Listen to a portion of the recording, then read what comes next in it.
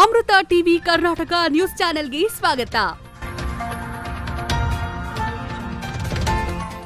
ಬಾದಾಮಿಯ ತಹಸೀಲ್ದಾರ್ ಕಚೇರಿ ಎದುರು ಕರ್ನಾಟಕ ದಲಿತ ಸಂಘರ್ಷ ಸಮಿತಿ ದಲಿತರ ಭೂಮಿ ವಸತಿ ಹಕ್ಕಿಗಾಗಿ ಪ್ರತಿಭಟನೆ.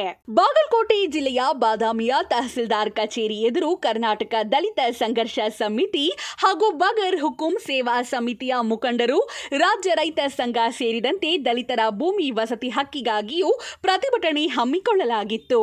ಆಡಳಿತದಲ್ಲಿ ಇರುವ ಸಿದ್ದರಾಮಯ್ಯನವರ ನೇತೃತ್ವದ ಕಾಂಗ್ರೆಸ್ ಸರ್ಕಾರವನ್ನು ಹಾಗೂ ಸಿದ್ದರಾಮಯ್ಯನವರಿಗೆ ರಾಜಕೀಯವಾಗಿ ಪುನರ್ಜನ್ಮ ನೀಡಿದ್ದ ಬಾದಾಮಿ ಮತಕ್ಷೇತ್ರದ ದಲಿತರ ಪರವಾಗಿ ಮೌನ ವಹಿಸಿದ್ದನ್ನು ಖಂಡಿಸಿ ಕಾಂಗ್ರೆಸ್ ಸರ್ಕಾರವನ್ನು ಹಾಗೂ ಮುಖ್ಯಮಂತ್ರಿ ಸಿದ್ದರಾಮಯ್ಯನವರನ್ನು ಬರೀ ಕಾಗದಗಳಲ್ಲಿ ಜಾತಿ ಗಣತಿ ಮಾಡುತ್ತಿರುವ ನೀವು ದಲಿತರ ಜೀವನ ಏಳಿಗೆಗೆ ಕಿಂಚಿತ್ತೂ ಗಮನ ಹರಿಸಿಲ್ಲ ಎಂದು ಪ್ರತಿಭಟನಾಕಾರರು ಮಾಧ್ಯಮಗಳ ಮೂಲಕ ಹಿಗ್ಗಾಮಗ್ಗ ತರಾಟೆಗೆ ತೆಗೆದುಕೊಂಡರು.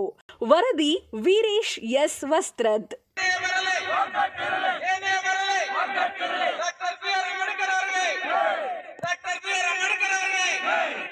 ಸರ್ಕಾರ ರೈತರ ಏನ ಭೂಮಿ ಆಗಿರಬಹುದು, ವಸತಿ ಆಗಿರಬಹುದು, ಇತರ ಹಕ್ಕುಗಳಿಗಾಗಿ ಆಶ್ವಾಸನೆ ಕೊಟ್ಕೊಂತ ಬರ್ತಾ ಇದೆ. ಆದ್ರೆ ಇಲ್ಲಿವರೆಗೂ ಸಂಪೂರ್ಣವಾಗಿ ಯಾವುದೇ ದಲಿತರಿಗೆ ನಿಜವಾದವಾಗಿ ಏನ್ ಸಿಗಬೇಕಾಗ್ಯದ, ಯಾರ ತುಳಿತಕ್ಕೊಳಪಟ್ಟಿದ್ದಾರೆ, ಯಾರ ಬಿದ್ದಾರ, ಅವ್ರು ಎಬ್ಬಿಸುವಂತ ಕೆಲಸ ಸರ್ಕಾರ ಇಲ್ಲಿವರೆಗೆ ಮಾಡಿಲ್ಲ. ಸಂಪೂರ್ಣವಾಗಿ ನಮ್ಮ ಜನರಿಗೆ ಹಕ್ಕುಗಳು ಸಿಗಬೇಕು. ಇವನ್ನ ಮಹಿಳೆಯರಿಗೆ ಕೂಡ ಒಂದು ಸಿಗಬೇಕು. ಆ ದಿಶೆಯಲ್ಲಿ ನಾವು ಪ್ರಯತ್ನ ಮಾಡ್ತೀವಿ. ಇಲ್ಲಿ ಹಕ್ಕುಗಳಿಗೆ ಎಲ್ಲಿವರೆಗೆ ಸಿಗೋದಿಲ್ಲವೋ ಅಲ್ಲಿವರೆಗೆ ನಿರಂತರವಾಗಿ ನಮ್ಮ ಹೋರಾಟ ನಡೀತಾ ಇದೆ ಅಂತ ತಿಳ್ಕೊಂಡು ಈ ಸಂದರ್ಭ ಹೇಳಿಕೆ ಬಯಸ್ತಾ ಇದ್ದೇನೆ.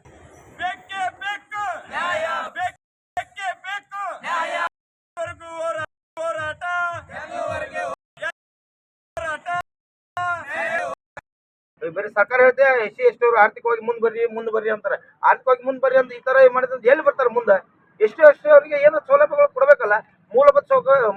ಮೂಲಭೂತವಾದ ಸೌಕರ್ಯ ಭೂಮಿನ ಕೊಡಾಕ್ತಾ ಇರಲಿಲ್ಲ ನೀವು.